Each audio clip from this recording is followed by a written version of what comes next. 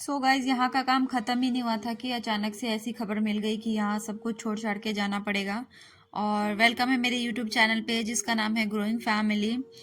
और बात कुछ ऐसी है कि एक इमरजेंसी वाली बात आ गई है जिसकी वजह से मुझे यहाँ का जैसा भी है वैसे करके जिस तरह से भी मैं मैनेज करूँ अकेले वो मैं करके जा रही हूँ यहाँ से। और आपको सभी को पता ही है कि कैसे मैंने डिस्टेम्पर और पुट्टी करी है खुद से ही। और लास्ट डेज जो बच गए थे वहाँ उस दिन मैंने कारीगर लगाया था और खुद जाके पुट्टी लेके आना फिर करना, फिर बहुत सारे बवाल हो गए थे। बहुत सारे लोग ऐसे फ्रॉड निकल जाते हैं ना, तो उन लोगों का सामना करके सब कुछ सामान लाने के बाद मैंने खुद किया। और एक दिन बचा था तो मैंने दूसरे से करवाया क्योंकि छत पे मेरे से हो नहीं रहा था।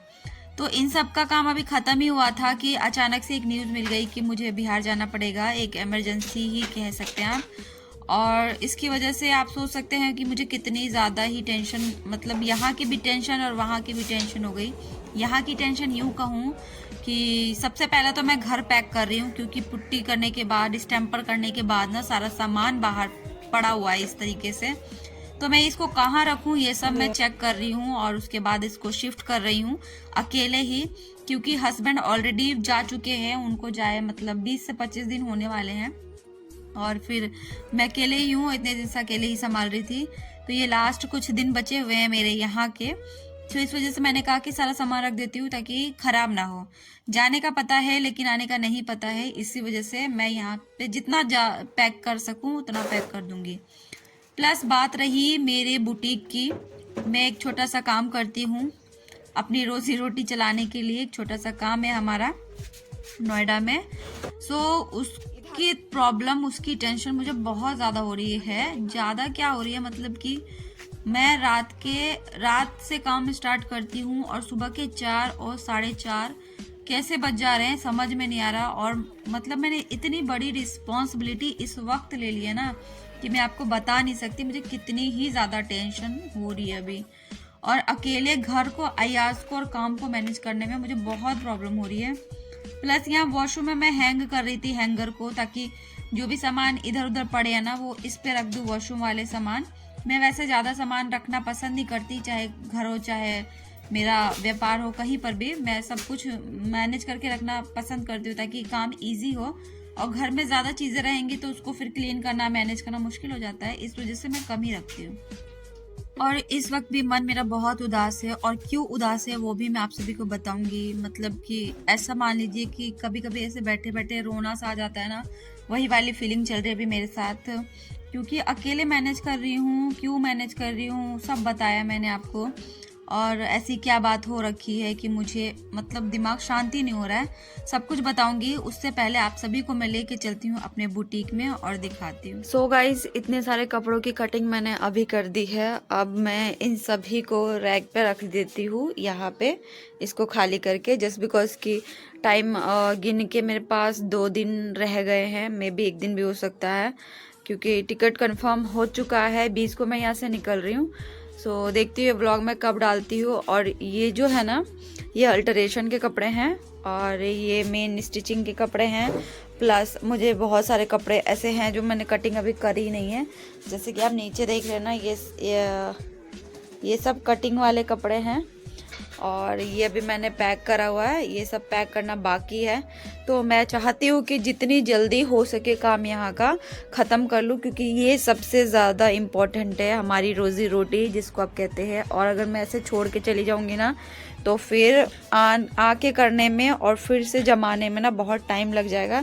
इस वजह से मैंने कस्टमर्स को वापस करने से अच्छा समझा कि 2 दिन टिकट और बढ़ा लेते हैं, उसके बाद मैं इसको जितने अर्जेंट वाले हैं मेरे हिसाब से वो मैं कर देती हूँ। और जो थोड़ा वैसे कस्टमर है ना जिनका चलेगा कि हाँ चलो कुछ टाइम बाद भी मैं सिलवा सकती हूँ, तो उनके भी छोड़ दिए हैं मैंने ये सारे कपड़े लगा दिए। ये सब स्टिचिंग वाले कपड़े हैं और पहले से मैंने फॉर्म वगैरह, मोहरी के लिए फॉर्म काट के रख दिया है और ये गला भी काट दिया है ताकि कारीगर को कोई प्रॉब्लम ना हो और मुझे बार बार मतलब यहाँ पे बिजी मैं फ्री रह सकूँ और कुछ और भी काम कर सकूँ।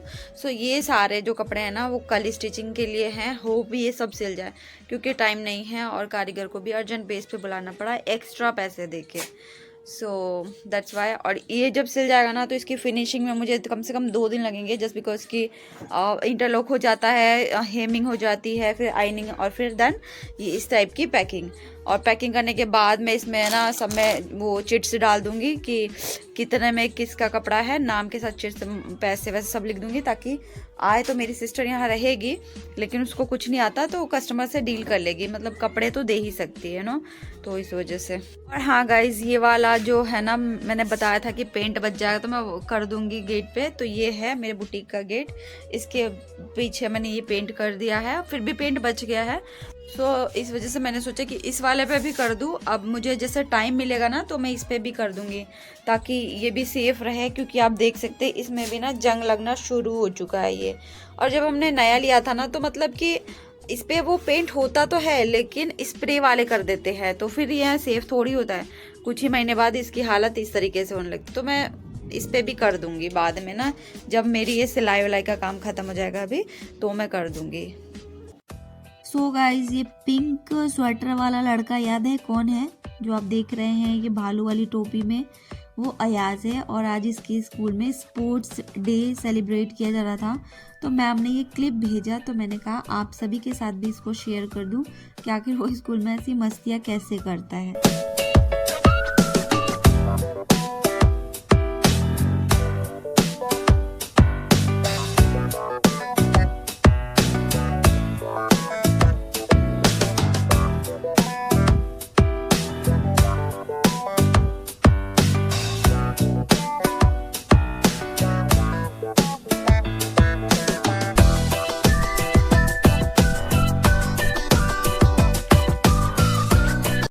और यहाँ अयाज स्कूल से आ चुका है, और मैंने इसका जो पैर है ना वो गर्म पानी में डिप किया, ताकि पेन जितने भी है वो फिनिश हो जाए और आराम से सो सके। Say hello, Papa. Hello, Papa. What are you doing? What are you doing? I am washing my leg. I am watching the leg. It is hot water, ना? Hello, video. और यहाँ पे सिलाई का काम जोरों शोरों से चालू है। ये आप देख सकते हैं, इतने सारे कपड़े जो है ना वो स्टिच हो चुके हैं, सिल चुके हैं, क्योंकि आज फाइनली कारीगर आ गए हैं। जैसे तैसे मैंने उनको बुलाया, जहाँ वो काम करने लग रहे हैं अभी, वहाँ ऑफ करके यानी छुट्टी करके किसी बहाने से यहाँ पे आए हैं, ताकि मेरा काम ना फंसे। मतलब ऐसे बंदे ना होने चाहिए कि दूसरों के काम की भी अहमियत समझे। ये कारीगर, ये जो है ना, ये मेरे से बहुत पुराने टाइम से जुड़े हुए हैं। और आप देख सकते हैं अब शाम का टाइम होने आ गया है, और मैं टाइम बताऊं तो 6 बज रहे हैं अभी। तो इस तरीके का मौसम हो चुका है। और अभी जो दरवाज़ा है ना वो वाला मैंने बंद कर दिया, ठंडी ठंडी हवा आ रही थी और अंधेरा भी हो गया था। तो अभी इतने सारे स्टिच हो चुके हैं, थोड़ा और रहता ना। हाँ, ये वाला लेप लगा देना, पता लगता। सही लग रहा है, मतलब मुझे और ज़्यादा ही काटना चाहिए था। हम आपको नहीं बोले, प्लेट जो है और पड़ना चाहिए। अब पहली बार काटा ना ये। मम्मी। सो गाइज, इस व्लॉग को अब यहीं पे रहने देते हैं, और मैं मिलती हूँ नेक्स्ट व्लॉग में बहुत सारे ड्रामों के साथ, तो बने रहिएगा। टेक